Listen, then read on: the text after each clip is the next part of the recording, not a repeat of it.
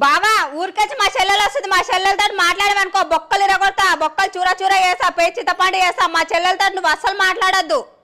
సరే అక్క నేను వచ్చిన. చెల్లె బాగున్నావా? అమ్మ నాన్న బాగున్నారా? చెల్లె బాగున్నారు. బావా బాగున్నావా? నడు చెల్లె.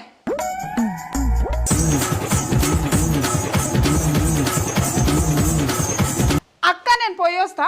బావా నేను పోయి వస్తా. బావా ఇక్కడదా.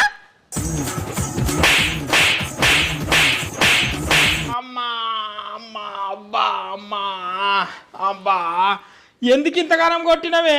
మీ చెల్లెతో మాట్లాడలేను కదా నేను. మాట్లాడకుండానే ఇంతగానం కొట్టినా, మాట్లాడితే ఇంకెట్లా కొడతానో ఊహించుకో.